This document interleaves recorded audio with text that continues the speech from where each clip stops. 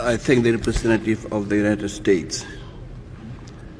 I now give the floor to Maulana Fazl Rehman, Chairman, Foreign Relations Committee of the National Assembly of Pakistan.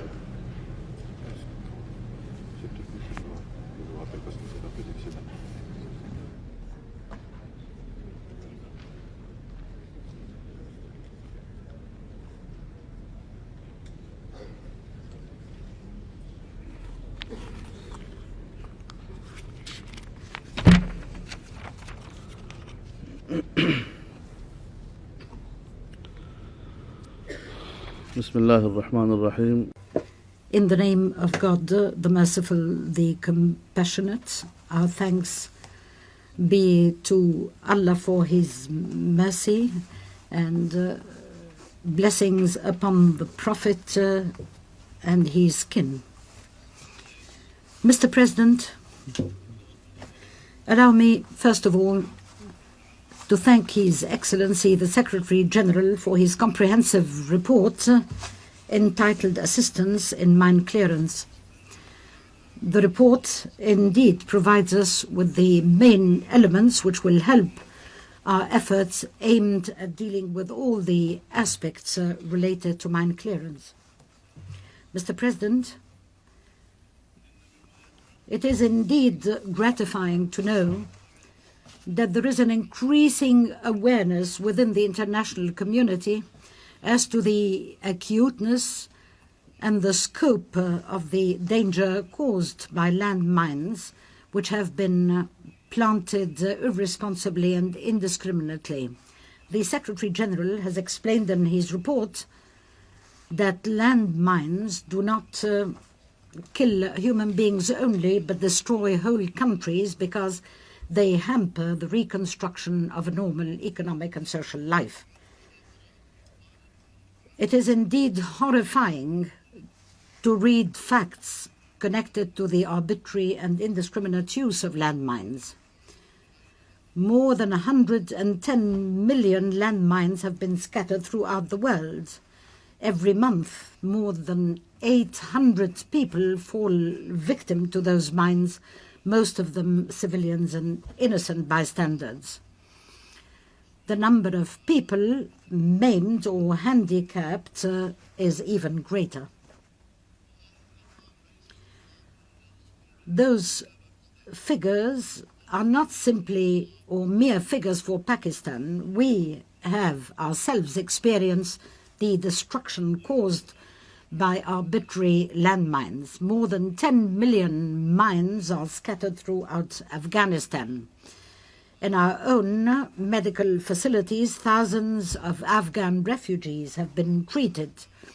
Pakistan, in fact, has undertaken the treatment of those victims and their rehabilitation, and moreover, we continue to host a very large number of refugees, for landmines are an obstacle to the safe return of those refugees to their homeland. Mine clearance is indeed a precondition for reconstruction in any country. It is necessary to re-establish an environment which will enable society to resume its ordinary daily life. Mr. President, it is indeed comforting to note that steps have been taken throughout the past few years to alleviate the problem of landmines, and particularly the humanitarian aspect of such mines. The United Nations have established a strategy to deal with the problem of landmines, has even established a voluntary trust fund for assistance in emergency situations. And in order to complement the contributions of member states,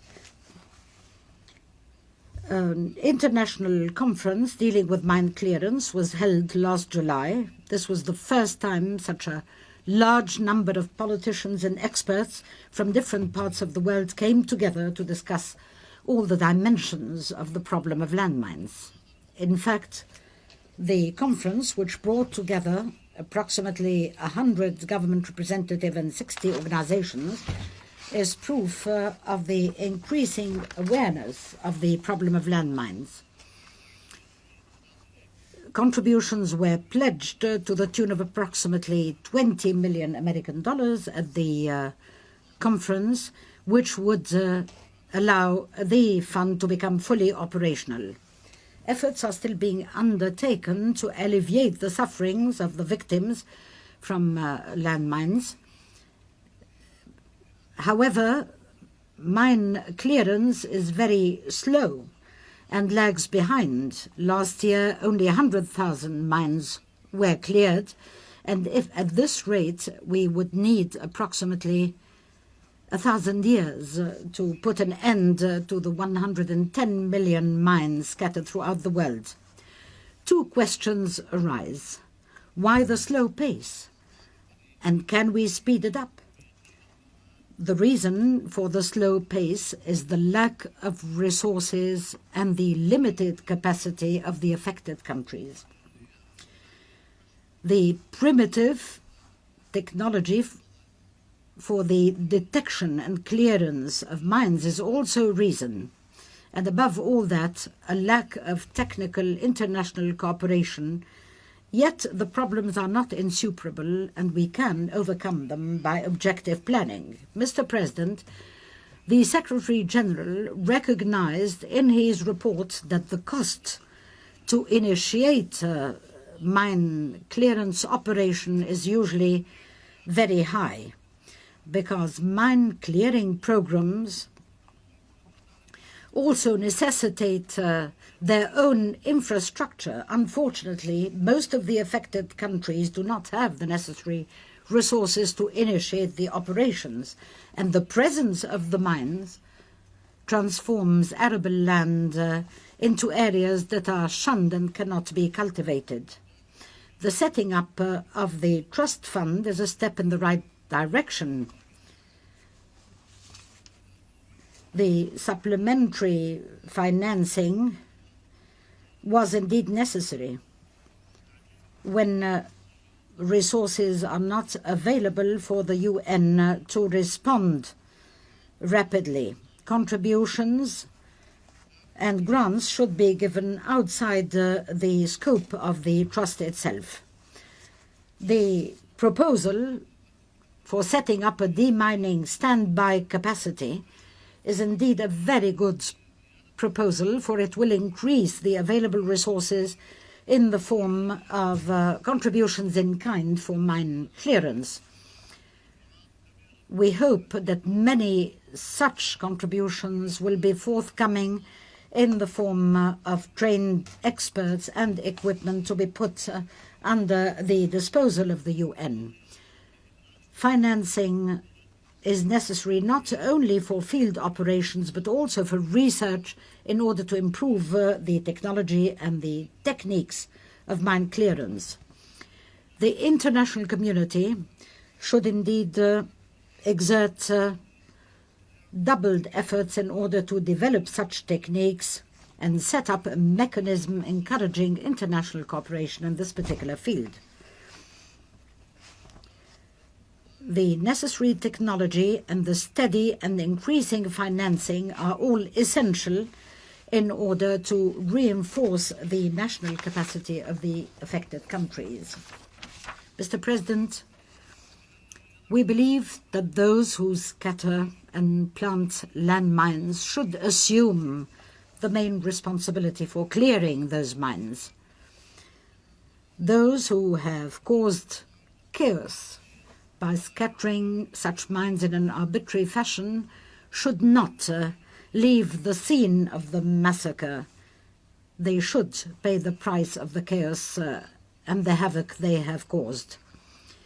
International operations of mine clearance should be based on that particular principle rather than entrusting the affected countries alone with the responsibility of clearing the mines. Mr. President, mines are still being scattered without the provision of the maps of such mines. This is indeed a challenge to international law.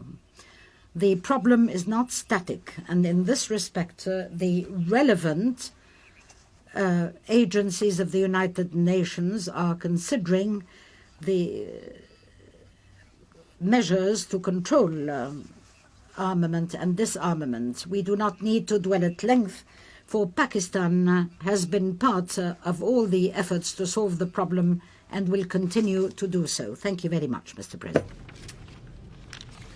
I thank Maulana Fazl Rehman, Chairman, Foreign Relations Committee of the National Assembly of Pakistan. I now give the floor to the representative of Lao People's Democratic Republic.